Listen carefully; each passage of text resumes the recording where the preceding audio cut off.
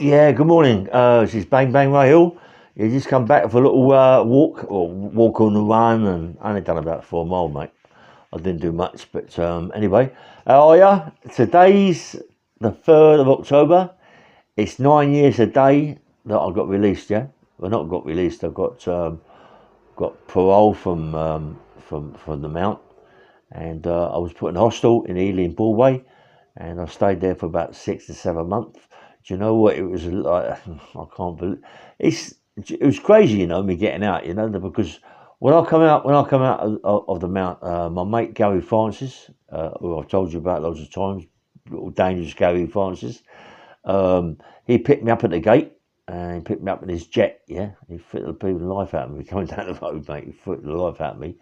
I come home and met a lot of people that I know, and it was different. Like it was different. Growing up 10 years is a long time. I went to see my mum. That was the best thing in my life. Going to see my mum, had a big cry. You know what I mean? After 10 years, she had a cry, I had a cry. Big cuddles. You can't beat your mum, and she cooked me a big dinner, and it's the best thing ever. And but I miss my mum now. My mum died, God rest her soul, and I'm just carrying on with my life as it is. But a lot changed. A lot changed out there. People changed. I didn't know a lot of people when I come out. They'd all moved. They would all move over everywhere. But Hostel was a funny old gaff. Every day, every night, you could hear the police run up the stairs, taking people back to prison. There was so many people in there. Honestly, I got fucking what's going on every day. I'm not joking. Every day, every night, run up and down the stairs, bringing people back with recalls, burglaries and bits and pieces. It's crazy. It was mad, mind you. But there wasn't many people in there doing an IPP. I think I was the only one actually, and really, really funny things happen in them hostels. Like you go in there and you're in one room. It's a little bit bigger than your cell, but you've got to realise you got that 6 7 months in there before you actually get released. And every three or 4 days, you've got to go downstairs to sign on to the people. And it's like it's a lot different to being in prison, but you're still in prison. You know what I mean? You're still in prison. You've got to be very, very careful what you say, what you do, and but being also near my mum's, it was easy for me to come home to my mum, give her a hug and a cuddle, and get my mum's food down my face. You know what I mean? I loved it. You can't beat your old mum, mate. Greatest person in the world. Met all my mates, which met all of them. There's a couple of people that I've met since I've been out. There's Martin Weller from Ascot, nice guy. When I first came out of prison, I've known this guy, what, fucking hell, 30, 40 years, and I didn't know that I know him for 30, 40 years. We bumped into each other over something personal. And I started talking to him. He went, "Don't you know who I am?" I said, "No, I don't." I said, "Yeah, I'm Martin Weller." I went, "Who's fucking Martin Weller?" And then he explained things to me. I went, "Christ almighty, that's going back years." And he's changed. He's doing really well for himself. Got a big company. He paints cars and puts them sheets over the cars and all that. And he's doing really, really well for himself. He lives in Ascot. Got a couple of 3 nice houses, and I'm pleased that he's doing well for himself. The guy was a worker, and he ain't changed. He works hard, and fair play to him. And fair play to Martin. He's a good man, a very good man. Another guy I met, the Fishman. He's another one. He's a diamond. He's a gentleman. He looks after me. He give me money he didn't even know me, mate, but he gave me money. I'll make that for you. Put that in your pocket. And Christmas, Summers Martin, give me £500 here, £500 there. Come on, help me right out, mate. I got myself out a lot of trouble. Well, I had no money. I was skint. You lose when you go away. You lose your money, and that big whatever confiscation orders and all this, that, and the other. The girl that I was with, she darted off. Danny, I always loved my Danny, but my son went to Australia. My boy, I didn't even know that he used to play for England. you know, he was a good rugby player. Fucking hell, you know what I mean? And now he's in Australia. He plays rugby for Australia. He phoned me up the other day. He's 22 stone. You know what I mean? He's massive, yeah. And he's a powerhouse. He's a fit 22 stone. You know what I mean? I think he's a prop. I'm not quite sure. He's either a prop or second row, but he's massive, yeah, 22 stone. And he said to me, Dad, the way he was towards Mum and this, that, and the other, when before, but you know, before he went away, the way he wasn't at when he was on crack cocaine and all that fucking shit, he wasn't good to my mum. And when I come over, Dad, I want to bash you up. I went, what? He said, when I come home, Dad, he said, I want to bash you up, mate. Me and you can have it. I said, son, I'll smash it to pieces. He's 22 stone, a rugby player. What chances they got, you know what I mean? But he's his son. You can't eat your son anyway, but I'd have to take a clump, wouldn't I? I'd have to take a clump on the chin. I'd have to do it. I love him to death. He phoned me the other day, wanted me to face him or whatever they call it. I didn't know how to work it, mate. I didn't know how to work it. I know how to work this YouTube, but I wish it was YouTube. I could have done it easy for him, you know. But I love it to death. My little daughter, Ruby Ray, I've not seen her since she was, 18 months, 18 months, mate. I've not seen her. So, you know, she must be 21, 22 now, 24, I'm not quite sure. But I've not seen her at all. Her mum, Danny, won't let her see me over certain reasons. She hates my guts, but really she shouldn't keep Danny away from me. I love Danny, my Ruby Ray, and I love Danny very much. But Ruby Ray, I'd love to see you. And I hope you're watching this podcast. I love you, darling, and I get upset. You know what I mean? I'd love to see her. Mum you should at least phone Dad. You know what I mean? You should at least phone Dad. Get hold of Sonny. Sonny give him my number, or even just try and somehow to get hold of me on a comment through YouTube. Dad would like to see you. You know, I mean, it's been a long time, love, and Dad loves you, mate. Anyway, I got my boy Jay. My boy Jay, he nearly died before went in prison, and he's pulled himself together. He's a lovely kid, mate. He's a beautiful kid. He's 6'4", 6'5", massive. But the strength in him, he's got my strength and his mother's strength. And her families are all very, very strong people. The Cowlings have always been strong. And all demolition workers. My son's got it off of Dad. Dad's always been powerful. My son's had that, and he pulled through it. Yeah, he pulled through it. He died 4 times, my boy. You know, he died on an helicopter, and when they got him in Dundee Infirmary, you know, said that he's going to die. And anyway, but he didn't. He pulled through, and he's doing well now, my boy. He's got a big place in Milo. I think he's got a place with my other daughter, Jamie. I love my Jamie to death. And then there's Bieber, and there's Ruby Ray. There's so many. I mean, Bieber's Jamie's daughter, and I've not seen her.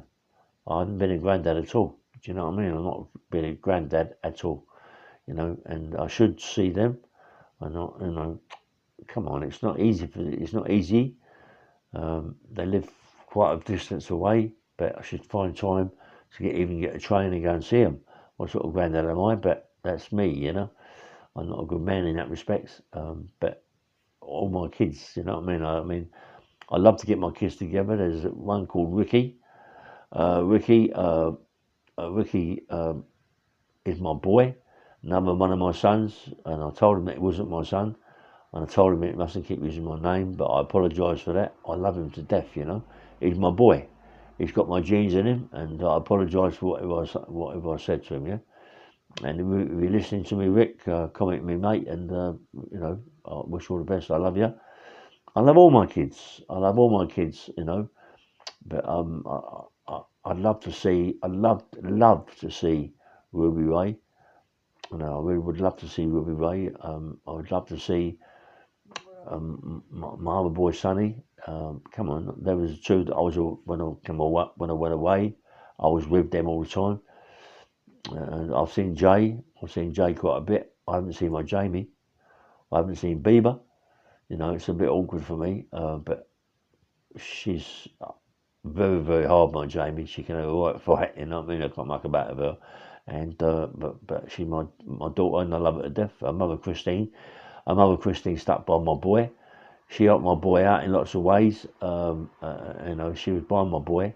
Without her, my boy wouldn't have pulled through like he has. So I love her to death for what she's done. I've said a lot of bad things about her, but that's how I am. I say bad things and then regret it, but I can't pull it off the phone.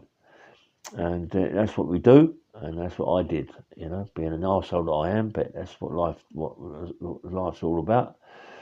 I met a girl in Nigeria. And then we fell in love. People keep saying to me, "Oh, you're fucking mad, this, that, and the other," but it's what happened in life. It goes on and on and on. And one day I'm gonna go over there and I will see her and go from there. Yeah, but she's such a beautiful person. She's absolutely stunning. She's like a model. She's 5'10", and she's beautiful, absolutely stunning. She talks really, really good English. She's done a master's degree in I think it's management. I don't think you do. I'm not quite sure, but she's in management. She's top of her class in management. She could come over and get a job all day long, but over in Nigeria you can't get a visa. Very, very hard. So I'm just waiting. So one day we'll get over there to see her. I love her mum. I love her dad. I love her brother. He's got two brothers, Wisdom and Royal, and he's got a sister, Shamaka's son Michael, and I want to see them all. The dad, the old man. So I want to see them all. I want to see them all. It's not fair that after 9 years, I've been texting them and everything like that, and I've never seen them. I've got other friends with other girlfriends. We've got girlfriends, and I'd like me to say a few things for them. I've got a girl called Sherry London. She's my mate's girl, and she's beautiful, a really, really attractive girl. She does, she's a singer, and she's a very, very good singer. And she's done a thing called, I'm not quite sure now. My memory goes all the time, and she's an excellent singer. People looking for her, look for Sherry London on YouTube. And also look at Sherry London on YouTube for all the designing and all the furniture. And she's a good painter, a good carpenter. She's excellent at doing floors, laying floors. You could never ever get anybody better than that. She's not expensive. She's quite cheap. So give her a chance, yeah. And her little daughter Harmony. I love Harmony to death. Harmony's beautiful. I love her old man and all that, yeah. I've got good people behind me. My mate Craig from Ascot over that way. Nice geezer, mate. Nice person. I've got my mate Jamie Bennett. Jamie Bennett stuck by me all through my sentence. Last sentence, this sentence. He's a good boy. Jamie Bennett comes from Brentford. He's a proper womanizer. Like he loves women and women love him. He's well gifted as well. You know what I mean? He's a good kid, James. Love him. I love all the family.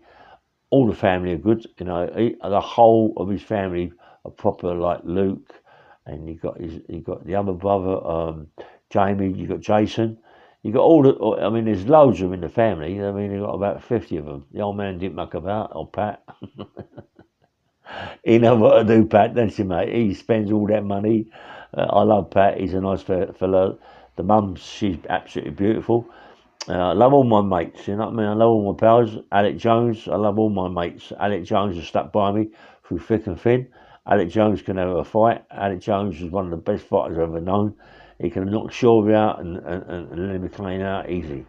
And Alec can have a row. His dad was a bit of a very, very hard man, mate. His dad, very powerful. Used to run clubs by himself. Do you know what I mean? And them sort of people in them days could run clubs. In them days were hard people. A really, really nice man, And God rest his soul, mate. He died, and rest in peace, Mucker. And I love him to death. So obviously, so Alex is still pining, pining over his dad, and so is his mother. But I wish him all the best, and I love him to death. Yeah, I've got loads of people out there. I've got Fish, the Marmac Fish. You know, there's a lot of people out there. There's little Matty. Matty's, well, I've got to talk about Matty later. Matty's a waste of time sometimes, but he's a nice kid. He can be a nice kid, Matty. Everyone barks back the wrong way, but he's got a good heart, and sometimes he uses it the wrong way, but sometimes he uses it the right way, yeah? But he's a nice kid. There's a lot of people out there that I love. Loads of people I love that stood by me. The other day, I've got to tell you all this. The other day I went to a hotel in Langley, Hotel Langley in Ivor. Listen, it took 4 minutes to drive down this drive to this place. This hotel is absolutely the bollocks. Boom, mate. It's unbelievable. It's £500 a night to stay there.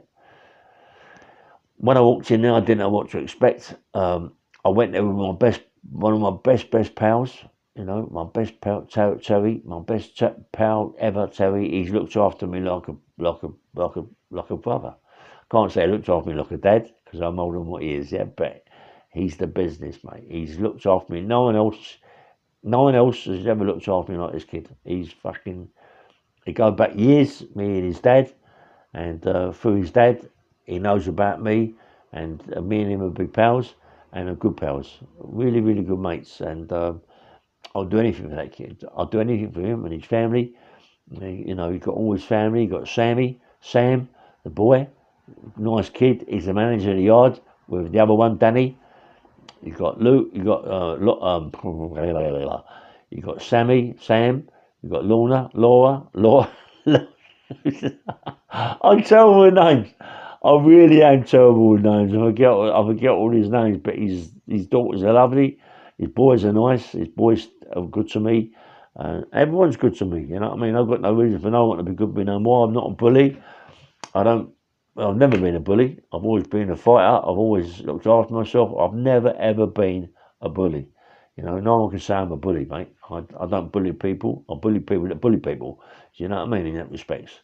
I've got good people behind me. I'm very, very lucky now. As I say, Terry is lucky. Anyway, I went to this Langley hotel with a couple of mates of Terry's, proper people, all multi-millionaires, mate. Walked in there and they signed me up. They signed me up for a book, and I'm fucking on, mate. I'm under the moon. So I'm going to do a book. It's going to be good. So everybody on YouTube, they're going to get a book, mate. They might even get 2 books, mate. You know what I mean? I'm going to really strong it, you know, tell everybody about my life, and I've got a good life here. All the other people that have done books, they ain't got, mate, my book's going to knock the bright off them. They ain't got a chance. They ain't got a chance. What I've done, been in prison for so many years, what I've done in prison, all these people don't know what prison is. Do you know what I mean? They've been in prison 6 months, 18 months, and they're crying their eyes up and want to write a book. No, mate, no, they got a chance. I've done a big sentences. I've done a big fucking IPP. I've been on 1074s. I've done lots of things whilst in prison. I met some good people. I met some bad people. I met some good people out here. One of the best guys I ever met, really, is a guy called Jimmy Tibbet. He trained me. As a fighter, and I love him to death. Rest in peace, Jimmy. I love him. He was like my dad. You know, he was a bit older than me. He trained me. I had a lot of prize fights, a lot of unlicensed fights, and you know, and he could tell a story if he was alive, and I could tell a story. I'm going to tell a story soon about the old man. Me and the old man used to do a lot of enforcement. He taught me to be an enforcer, and we've done lots of enforcement, which I'm going to tell in my book, more than I've told you in my podcast. There's so much that's gone on in my life. And the boy, Jimmy, young Jimmy Tibbet, he's getting on with his life. He's a bit of a romancer. He loves a bird. He loves a woman. He makes himself look like about 19. I don't know if he does it, but he does. He loves a watch. He's very, very smart, in his appearance and very smart in business, yeah. So everybody, young Jimmy Tibbet, he tries his hardest and he's going to go forward. Everybody give him a hand up, you know what I mean? Help him out. He's okay. He tells a few lies, but we all tell lies. Every one of us tell lies. You know that. Make out you don't. Of course you do. I've got some. I mean, mate. Listen, I've got stories that go on and on and on. You know, and so when I do my podcasts, you know, I tell you how it is. I don't bullshit. I'm not a liar. There's a lot of people on this YouTube that tell porkies, big porkies as well. There's a couple of big ugly guys on this podcast that tell big porky pies, but that's what they do. They get what they get. I mean, I was going to do a big podcast with Lad Bible, and someone slipped into Lad Bible, be on my back, stabbed me in the back, and he slips into Lad Bible. But that is what it's all about. It's all they look after themselves on this YouTube. They don't look after one another. But I always talk about them. I always say help KONTV out, help you know the little ugly one. What's his name? Mr. Herbert. I know he's all right. He's all right. He's all right. He's all right. He's all right. I'm only putting his leg, but he tries. He's not Sean. That with. Do you know what? I was just looking at his podcast this morning. Him doing sit-ups, millions of sit-ups. I mean, he's the guy. His guy's got a tummy like a rock. He does millions of sit-ups. He's very, very good at training. He's good at training, but don't put no gloves on him. I see him sparring with a young kid of about 15, yeah? So, anyway, someone's trying to phone me now, but I can't pick the phone up at this present time. I will talk to you first. But as I say, I've got my mates, got some good mates in North London. My mate Barry, he's got a big scaffolding company in North London. A really, really nice guy. He stood by me. He always has stood by me. He's the business, you know, and he's a very, very hard man, mate. He fucking hell. I reckon years ago, mate, he was a powerful old man. And I love Barry. He's a good man. Got a big scaffolding firm, and in North London, and proper. Right, I'm going to love and leave you.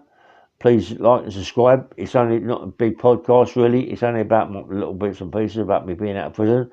So, love you all to death. Take care, and please like and subscribe. Have a nice day.